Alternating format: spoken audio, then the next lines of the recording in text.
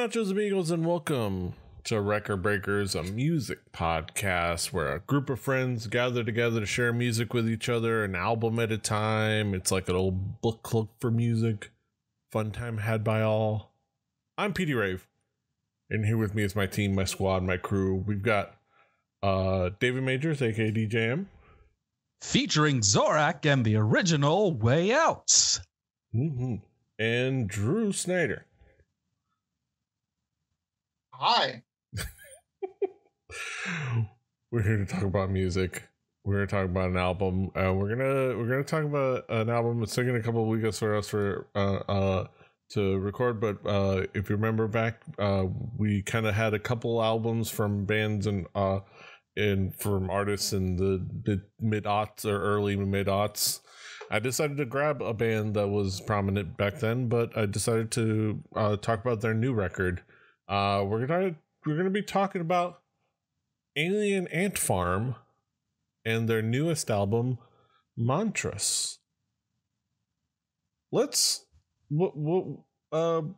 David, what are your recollections of Alien Ant Farm? What were your expectations coming into this album?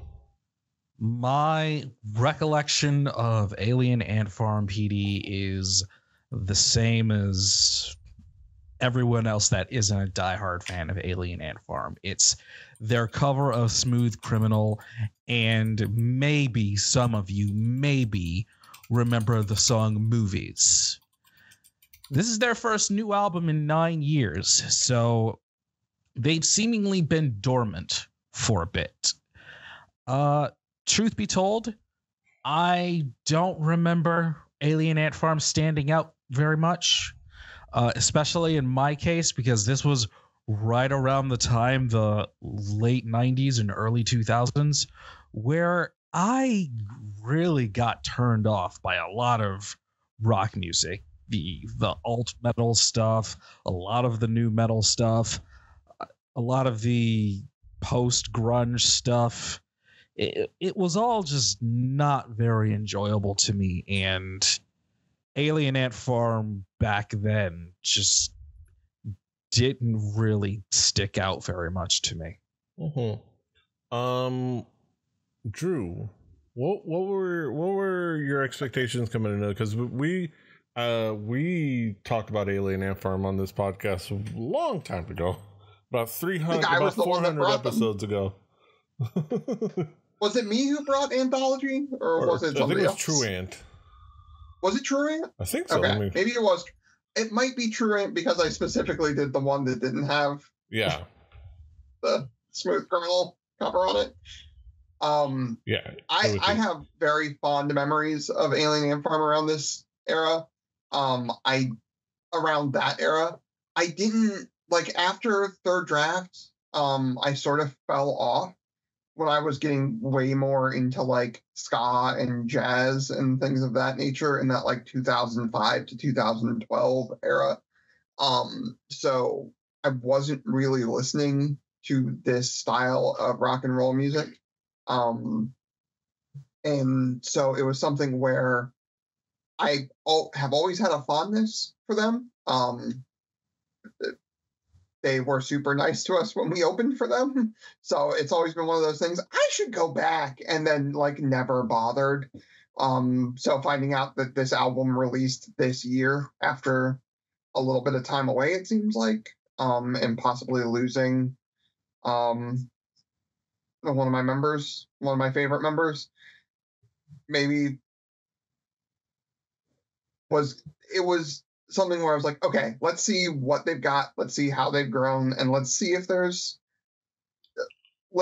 taken too far of a departure for me away from what I liked about them to me not caring about them again. Because that's always the fear with me is like, oh, this is a band that's been around a while. How much have they changed their sound from the thing that I liked? Yeah.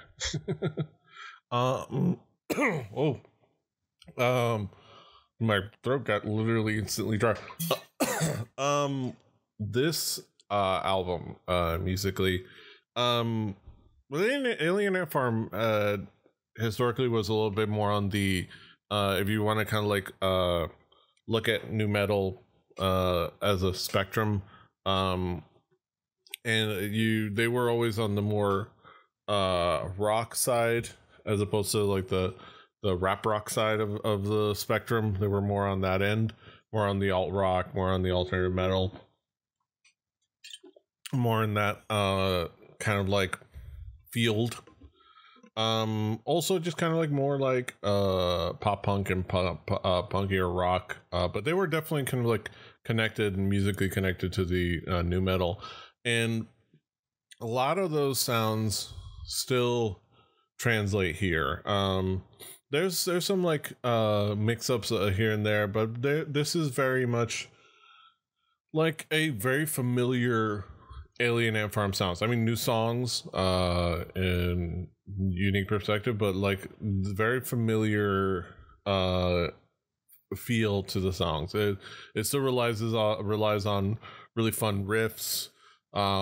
This relies on like fun catchy hooks. It's very hook heavy. There's some fun things and touches here and there. There's like a little fun I remember hearing like little fun random like bass things happen in the background, but it's pretty straightforward for the most part. I think it does well. It kind of like does the very new metal thing of like bouncing back between heavy breakdowns and like heavy like riff heavy stuff with like maybe some like calmer verses and here and there, calmer moments. No like hardly any like big meaty guitar solos, mostly just breakdowns and like bridges and things like that. A lot of chugging. Yeah, well, quite a bit of little chugging, chug. And they do it well, and it's very like it very much is a Alien Ant Farm record. I would say it definitely is not much of a departure. And it's presented well, and and it's packaged well, and kind of it's pretty paced pretty well. But yeah, David, how would you describe this album musically? I would describe this as really kind of your standard alt metal that has kind of I'd almost say timeless sound at this point. I think we're reaching the point where this kind of not quite heavy metal alternative music is really becoming nostalgic. And I think this album really, really fits. I think if you did like Alien Ant Farm and you did like the alt metal of this time period, I think you will really, really, really enjoy this album. Yeah, it's almost like that 20-year cycle. I've like it's kind of like pretty standard where every big thing there's always a big nostalgia for precisely 20 years ago, which is always fascinating. And also I forgot to mention Dryden Mitchell's kind of very distinct, unmistakable vocals is a big thing of like, oh yeah, this is the guy from that band. When you hear him sing, right? This is the Alien. Oh, that's the Alien Ant Farm guy. Yeah. It's the Alien Ant Farm guy. And that's I think another big element of this. But yeah, Drew, he's the Serge Tankian type problem, which is like, oh, that's the guy that sings in that band. Like I know that voice. Yeah. Drew, how would you describe this album musically? Well, it doesn't. So, like I said, Anthology and True got a lot of spins for me. For Alien Ant Farm specifically, I feel like within their niche in that era, they were some of the better musicians and some of the better composers. I think their stuff has always been like very, like you said, well paced, well thought out. The thing about this album versus those two, for me, getting back into it, is it's slower. And I don't mean that in a bad way.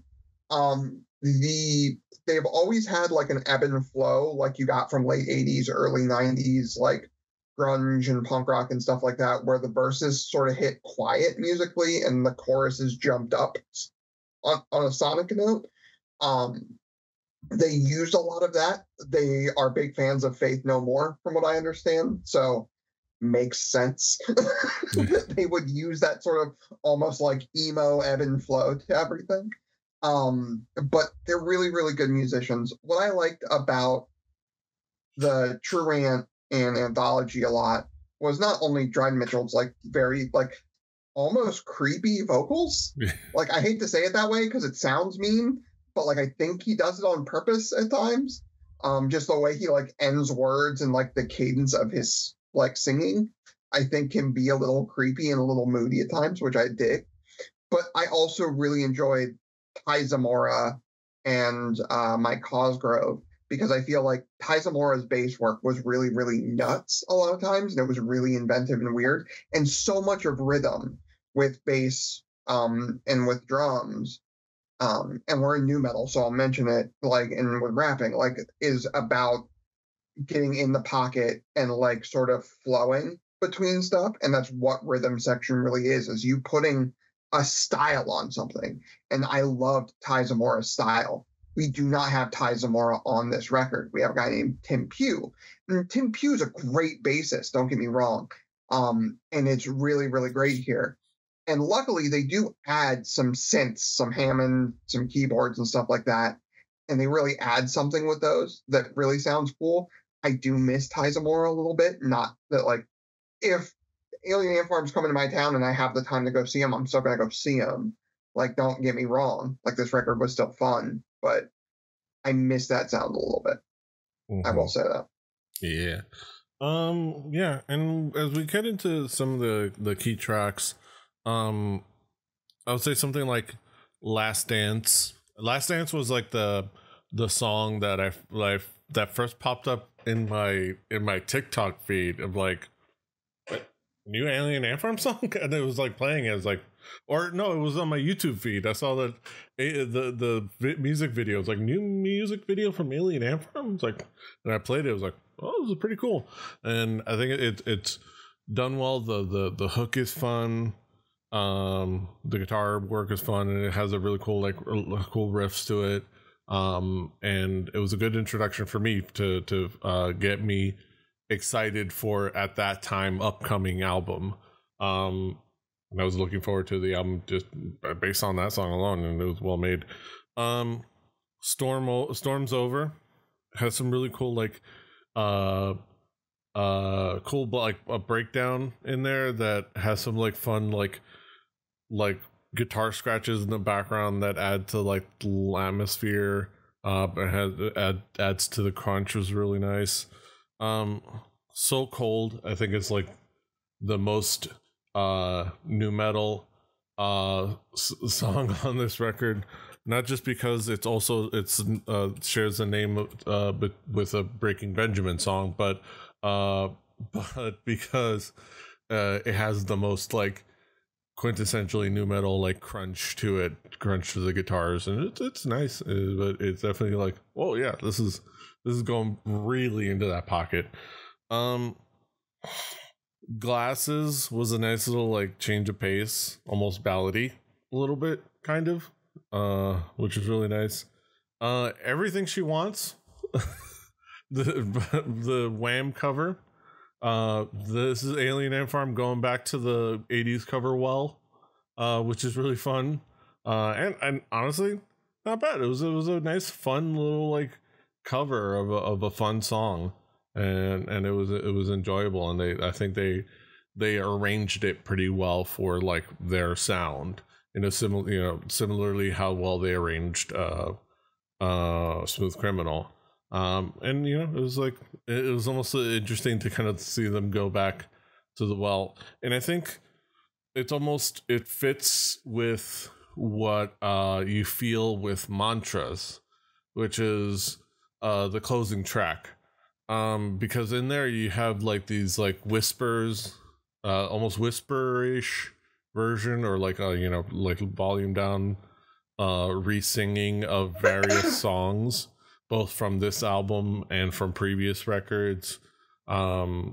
of Alien Ant Farm songs, which was like almost like bringing in together a little bit of like their past and present, which is nice. And I thought that fit well, and I think having that follow up the return to doing a 80s cover thing fit well with, I think, probably something that was a thesis as far as this album in general.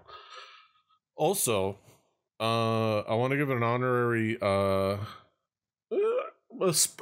call it a spring of this album, the spring of the record, to In No One, when they sing the lyric of "I'm the conductor of my own crazy train," you hear the crazy train vibra slap in the background.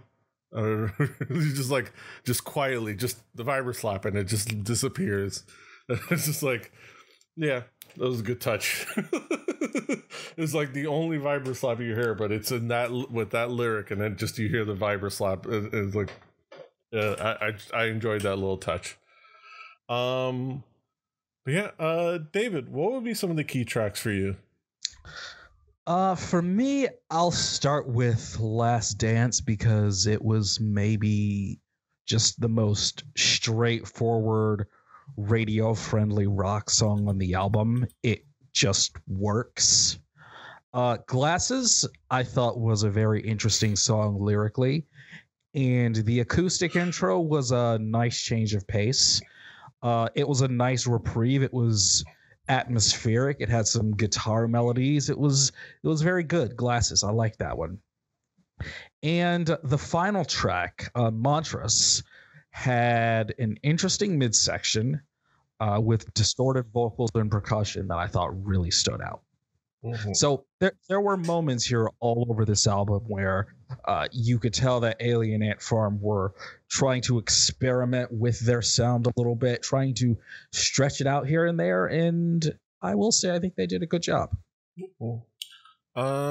Drew, what would be some of the key tracks for you?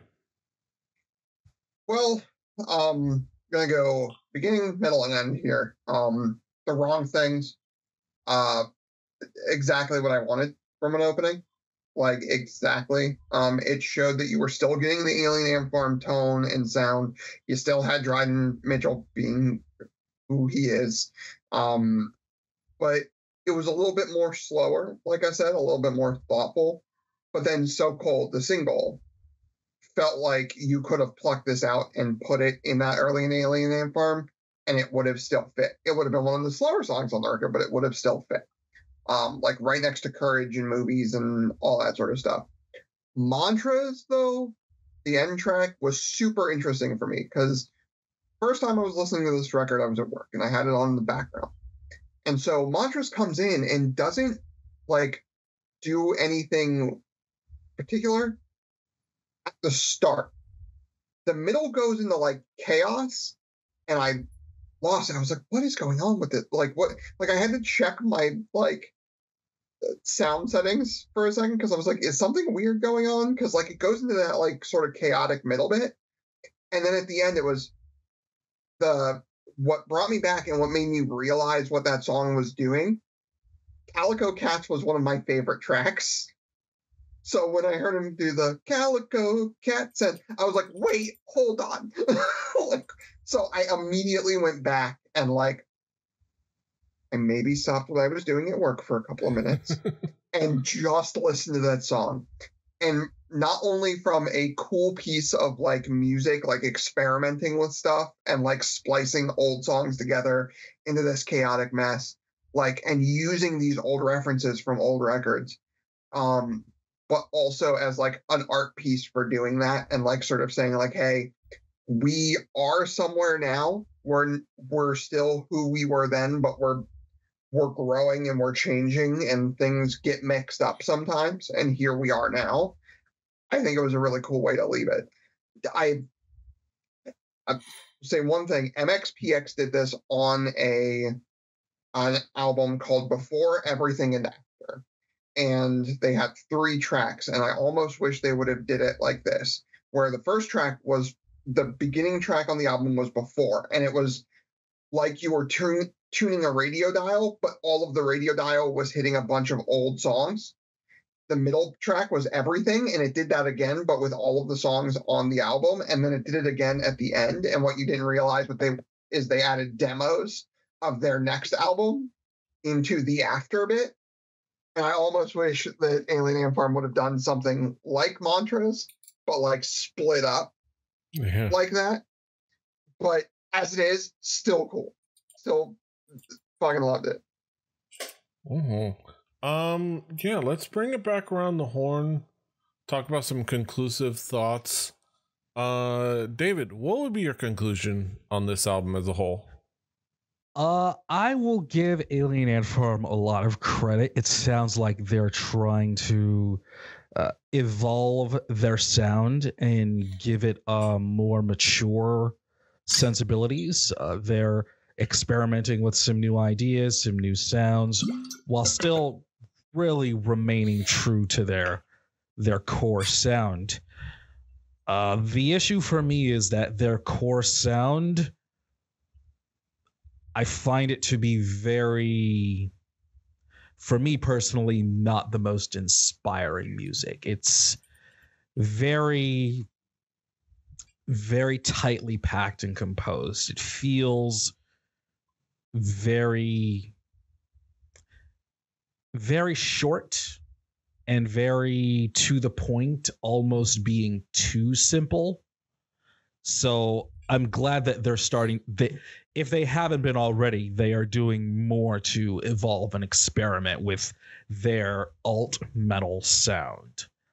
Because this was a period of music that I didn't care for very much, and I did not hate this album. I didn't love it, but I definitely didn't hate it. Mm-hmm. Drew, how would you conclude on this album as a whole? There's so much that me and David agree on. And it's weird with these types of albums because I loved Alien Ant Farm growing up.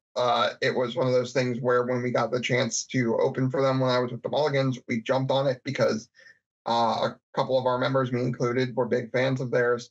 And I was like, oh, I get to see them live for free. That's dope. Yeah, like we'll do that. So it was one of those things where I think when I was of that age, my music taste was veering into like the punk rock end of things, which is even shorter and more condensed than like this. So like and this, your boy was heading over into the progressive rock and more extreme versions of metal, which were getting longer and more experimental and more aggressive and more weird. Right. So like hearing these guys, it was like, oh, this is the stuff like I used to go to metal shows and I like that. And they're doing some of the chugging stuff, but with a little bit of that punk rock sensibility added back into it. The same reason why like one of my favorite like 80s bands in like that time was Motorhead. Like I think I would put on Motorhead before I would put on like Megadeth at times because it had like the punk rock sensibility to it that I like identified with. And Alien Ant Farm had that too, right?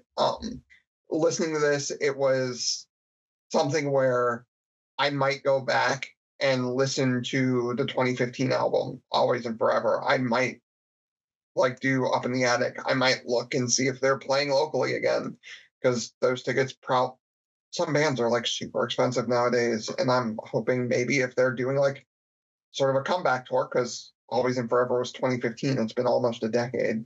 Mm-hmm. Like maybe their tickets might be a little bit cheaper because they were never the hugest bands ever. People either knew only Smooth Criminal, or they knew Smooth Criminal and movies, or they knew Smooth Criminal movies and Wish because they played Tony Hawk. And those were the three songs that people knew. So maybe I was the more of a tickets won't Cool be as Borders expensive. guy. Yeah. Or I was a Tony Hawk and Snowboard Kids guy. Yeah. And what was the extreme one where they had the rollerblades, BMX, and skateboarding, and it was a racing game? Racing. Can't remember that now. Extreme Cool Kids. SSX Tricky? Oh. No, it was Extreme. God damn it. Extreme Cool Kids 2000 Part 5. I don't know. On the DS. Too extreme. Yeah, more or less. I more or less had it right. Canned Serge Jones over here. I more or less got it right. Yeah. It was Road Rash, but on a mix of skateboards, roller skates, and BMX bikes. Yeah. Real dumb. Real dumb that's what my brain pulled out, but there it goes. And of course, the sequel was 3 Extreme. But there was no 1 Was Extreme. One isn't extreme enough. Exactly. 1 is the loneliest number. Yeah, I think to conclude on this album, it is a nice return to form for Alien Ant Farm. It is a nice feel. It is a really nice record, well performed, solid musicality, fun, catchy riffs and hooks. It's not a departure. It's not too much of a departure of form. It has those changes obviously that have been discussed, but it's still pretty much just a really, really good Alien Ant Farm record. I will look forward to maybe seeing what they do next and see if they expand that sound even more. But it was a nice return to form. It was really nice just to throw this record on and just listen to some new Alien Ant Farm songs, and it was really fun. And that pretty much is it. Like, it's not. It's a very similar sound, but it's still a familiar, fun sound, and a very welcome sound. So yeah. With a little experimentation here and there. A little experimentation here and there, and which I think to much success, and I think I'm looking forward to them doing more as well. But yeah, those are our thoughts on the record. Now we get to the main event of the evening, the moment we've all been waiting for, our haiku reviews, where we sum it all up in poetic form with the 575. Let's get down to the nitty gritty. Haiku numero uno. David, what is your haiku? A total throwback. It didn't blow me away. Alt metal still lives. Drew, what is your haiku? A nice warm blanket reminding me of why I loved them in the first place. Mm-hmm. See if I can get my cadence down correctly. My haiku. The Ant Farm returns. Now a bit less alien. Not quite stale just yet. Now, those are our thoughts on Alien Ant Farm's mantras, and you can of course find it on our Spotify playlist and our YouTube playlist. Play Record Breakers, the home game. Do your due diligence and your due diligence. Play along at home.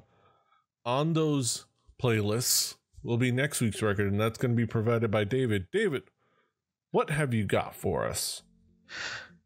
Petey, I'm going to just follow right along with you on this one, and I'm going to bring up a band that actually did catch my attention during this time period. They were one of exactly 2 bands under the nu metal umbrella that I really latched onto and caught my attention. And Drew, know that it was not Static X. And they put out an album in 2023. The band I am talking about is Seven Dust, and the album is called Truth Killer. Ooh, I'm looking forward to getting some Seven Dust in my life. Yeah, look forward to that. That'll be next week, and this is this week, and you can don't. I'm not your dad. You can of course find us all over the internet. Recordbreakers.fun, Rebelly.net, Rebelly TV on Twitch, Rebelly TV on YouTube. You can catch us live on Twitch. You can catch the VODs and episodes on YouTube. Of course, Rebelly.net for all the episodes and show notes. You can find us everywhere you find podcasts, Spotify, Apple Podcasts, and anywhere else you are able to find podcasts, or just grab the feed from our website. Like, share, subscribe, do all the things. Until next time, hasta los huevos. The other band is Disturbed. Toodaloo. Annyeong. Fighting.